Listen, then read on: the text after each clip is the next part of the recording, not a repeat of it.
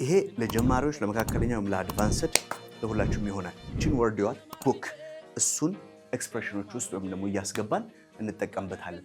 የመጀመሪያው በጣም አንባቢ ሰውን እሱ መጽሐፍ በቃ ካገኘ በቃ እሱና መጽሐፍ ምናምን የሚባልለት ሰው ምን ይባላል? a bookworm ወይም ደግሞ a bookish person ይባላል። bookish ወይ ደግሞ a bookworm ካላችሁ እሱ በጣም አንባቢ ነው በቃ ላይክ ከመጽሐፍ ጋር ከተገናኘ he's really a reader እያላችሁ ነው። ሰው ምን አለን? a bookworm or a bookish person። ሁለተኛው ይህንን አረፍተ ነገር አንብቡልኝ። the exam is approaching or the exam is here. We need to hit the books ካልን hit the books. All right, hit መምታት ምናምን ነው። So you have to say what?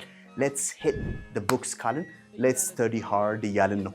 እናጥና አናታችንን መጽሐፍ ውስጥ እንቅበር እያላችሁ ነው ማለት። let's hit the books. All right, hit your books because the exam is approaching. Okay, ሶስተኛው we need to do this by the book የሚለውን አረፍተ ነገር we need to do this by the book ምን ማለት ነው? በመጽሐፍ ወይም ደግሞ በህጉ ወይ ደግሞ በተጻፈው ነገር መስራት አለብን። ዝም ብለን የግብሩ ይጣ መሆን የለበትም። let's do it by the book እስቲ በሉኝ። let's do this or let's do it by the book በተጻፈው በህጉ መሰረት እንስራው እያላችሁ ነው።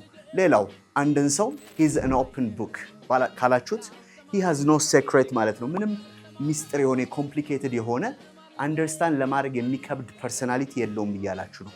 ምንድን ነው ያልኳችሁ? he's an open book ልክ እንደ መጽሐፍ ዝም ብላችሁ ገልጣችሁ እንደምታዩት መጽሐፍ አይነት ነው እያላችሁ ነው ማለት ነው። ኦኬ እቺ ደግሞ በጣም አሪፏ ነች። ኦልራይት አንድ ሰው በጣም ነው ይሄማ ጊነስ ቡክ ላይ ነው መመዝገብ ያለበት፣ ይሄማ በቃ በጣም የሚገርም ነው ዓለም ሁሉ ሊያዩ ይገባል ብላችሁ የምታስቡትን ለምሳሌ if my grandmother dances for 3 hours consecutively on the wedding ላይ 3 ሰዓት ሙሉ ብትቀውጠው ይሄ ጊነስ ቡክ ላይ ነው መመዝገብ ያለበት። she's old። ስለዚህ ምን ትላላችሁ? this one is for the record books ምን እንደምትሉኝ this one is for the record books ይሄ ጊነስ ቡክ ላይ ነው መቀመጥ ያለበት ወይም መስፈር አለበት ብላችሁ ለምታስቡት ማለት ነው። የእናንተ አሳይመንት ምን እንደምትሉኝ ለምሳሌ ሰውን በአለባበሱ ወይም ደግሞ በዚህ በአካላዊ ገጽታው አትገምቱት የሚል አንድ እንትን አለን አይደል? እሱን ማለት ነው። ሶ እሱን ፓርት ወይም ደግሞ እሱን ኤክስፕሬሽን ከታይ ጽፉልኛላችሁ። ምሳሌ አባባል ነው ኦር ካን ቪዲዮማቲክ ነው። ሶ እሱን ጽፋላችሁ ማለት ነው። ከታች ገብቼ ትክክል ከሆናችሁ ትክክል ካልሆናችሁ ደግሞ try again እያልን መልሱን አብረን እንሰራዋለን ማለት ነው። ኦኬ ምን ማለት ነው?